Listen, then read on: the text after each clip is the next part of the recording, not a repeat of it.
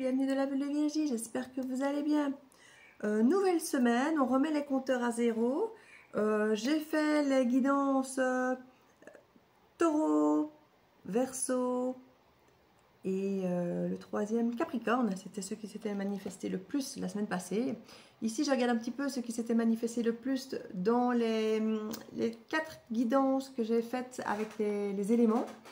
Et c'est l'eau et la terre, non pas l'eau, la terre et l'air qui se sont manifestés le plus. Donc je vais commencer par ceux-là pour faire les 12 signes de la semaine prochaine.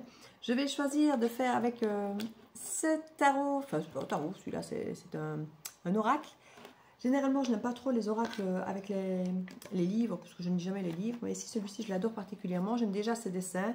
Les messages ici sur la carte et les messages dans le livre. Donc chaque fois je vais vous prendre une petite carte puisque les guidances sont de toute façon chaque fois très rapides avec une carte. Donc au lieu d'avoir un message de 30 ou 1 minute, 30 secondes ou 1 minute, ben ici vous aurez des messages un peu plus longs, toujours une seule carte, voire parfois 2, 3, suivant ce qui tombe, mais généralement j'en prends qu'une. Et je vous lirai le petit texte au moins d'une des 3 cartes en général. Et on verra un petit peu ce qu'il en sort. Donc je commencerai par les signes effectivement d'air et de terre, puisque ce sont ceux qui se sont le plus manifestés. Surtout, généralement c'est vrai que les Gémeaux et les Vierges, parmi ces deux éléments-là, beaucoup moins. Et c'est vrai que les signes de feu et d'eau, j'en entends très peu parler, ils se manifestent beaucoup moins. Et c'est une énergie qui a eu tendance un peu à s'inverser. Avant, les signes de terre, pas trop, puis maintenant, finalement, beaucoup plus. Donc, c'est marrant comme les énergies changent. Donc, voilà, on remet les compteurs à zéro. Je dois d'ailleurs ici commencer, comme je vous dis, à faire la petite guidance avec la carte pour la semaine, donc du 17 au 24 février. À tout de suite. Hello les balances, petite carte de la semaine pour vous. On va voir ce que ça vous réserve pour cette semaine du 17 au 23. Alors, elle est tombée à l'envers. Utilisez votre temps à bon escient, les balances. Faites que chaque moment compte. Et j'ai l'impression que vous ne l'utilisez pas à bon escient. Peut-être, comme les Verseaux, vous avez l'impression que c'est monotone, que le temps qui passe, c'est tout le temps le même. Il est bien, il est super, il est parfait, c'est votre routine, vous la gérez, vous la contrôlez, comme vous aimez, c'est votre cage horaire. Mais du coup, on ne savoure plus ces minutes-là parce qu'elles sont tout le temps les mêmes. C'est comme Alice au moment du thé, comme j'ai lu plusieurs cartes. On a l'impression que finalement c'est un chouette moment, mais si c'est tout le temps ce même chouette moment, finalement on n'en prend plus la saveur parce que c'est tout le temps la même, quoi. C'est comme quelqu'un qui vous dira, moi j'adore le steak. Oui, mais si tu manges du steak tous les jours, il y a un moment où même ton steak, tu n'auras plus l'impression qu'il te fait plaisir, quoi. Donc c'est aussi l'idée de pouvoir varier les plaisirs. Et en même temps, de temps en temps, avoir moins bien pour se ressouvenir peut-être que le steak est génial. Ici, il y a peut-être justement cette idée, avec cette carte renversée, de ne pas profiter, de peut-être gaspiller son temps, ou de ne pas avoir la sensation que finalement, comment vais-je dire, qu'on utilise bien son temps. Peut-être que justement, certains s'ennuient, ou se disent, ben voilà, du coup, les minutes qui pourraient être précieuses, être savourées, ben, flemme, quoi. Alors, on va lire le petit message. Je crois que vous pouvez mieux employer votre temps, déclare-t-elle, que de le perdre à poser des devinettes dont vous ignorez les réponses. Poser des devinettes. Dénuer de réponses peut sembler une perte de temps, mais cela peut parfois mener à des découvertes. Lorsque nous nous permettons de poser des questions dont personne ne connaît la réponse, nous pouvons découvrir des choses précieuses, incluant ce que nous pensons, nous croyons réellement. Cette carte dénonce également les personnes qui vous font perdre votre temps, non seulement en posant des questions sans réponse, mais en les posant avec l'intention délibérée de gaspiller votre temps. Certaines personnes se sentent tout à fait le droit de poser des questions personnelles, d'être indiscrètes et de vous faire perdre votre temps. C'est à vous de décider quelles questions valent la peine d'y répondre ou non. Celles pour lesquelles aucune réponse n'est requise ou auxquelles vous ne souhaitez simplement pas répondre. Comme Alice, vous pouvez être ennuyé par ceux qui ne cherchent qu'à vous embrouiller.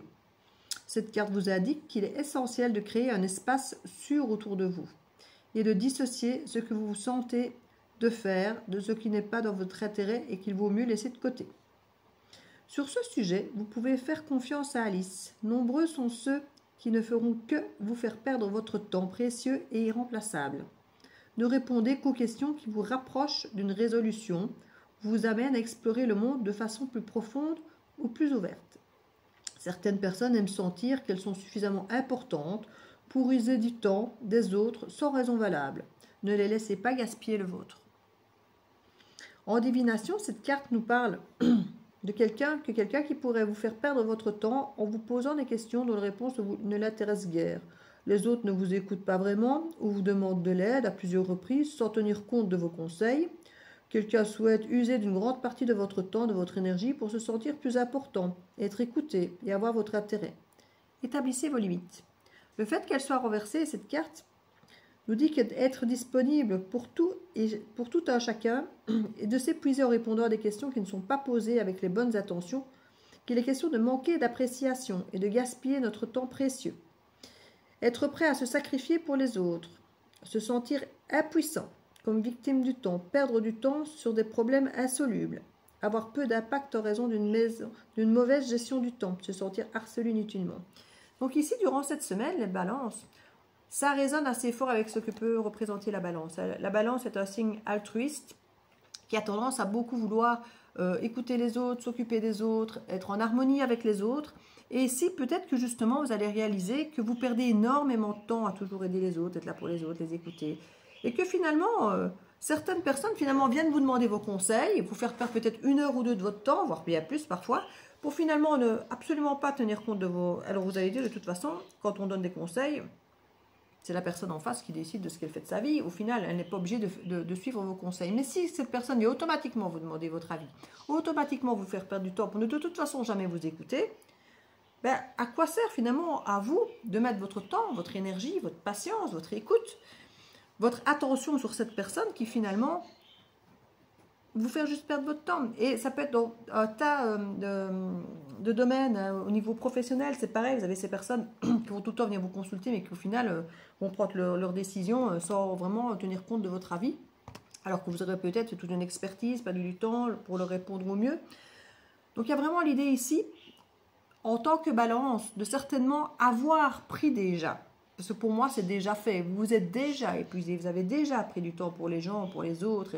Vous avez déjà peut-être tendance à vous faire passer après, à ne pas vous être mis en priorité et avoir mis les autres en priorité dans votre temps, dans votre énergie. Ici, vous allez peut-être commencer à vous rendre compte, ou alors on vous le dit, ouvrez les yeux sur ces personnes qui effectivement ne sont juste là que pour vous épuiser et peut-être simplement se valoriser à vos yeux. Ils viennent près de vous, toc toc toc, tu es là, tu as du temps à me griller et on est content parce que la balance va griller du temps, va griller de l'énergie, alors que cette personne limite elle a juste besoin de ça. Elle s'en fout de la réponse que vous allez lui donner, du temps que vous allez y mettre et sacrifier. Elle a juste besoin de capter votre attention, de voir que vous êtes encore capable de lui donner de votre temps, de votre énergie, de votre patience, de votre tout.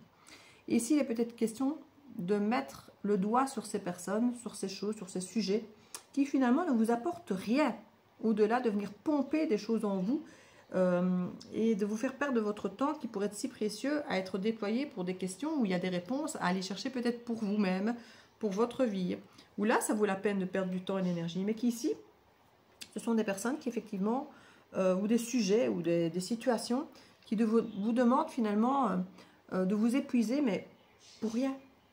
Donc voilà, amis balance. Ça résonne, je trouve, assez fort avec l'énergie de la balance. Je suis ascendant balance, donc je sais aussi de quoi ça parle. D'avoir beaucoup, de se sacrifier beaucoup en présence, en temps, en énergie pour les autres, et puis de se rendre compte que ça ne sert à rien en fait. Donc voilà, je vous souhaite une jolie semaine des balances. Ne vous tracassez pas, vous allez gérer comme des pros. Mais ne culpabilisez pas si vous décidez de ne pas donner ce temps inutilement aux autres. Je vous fais des bisous, belle semaine à vous.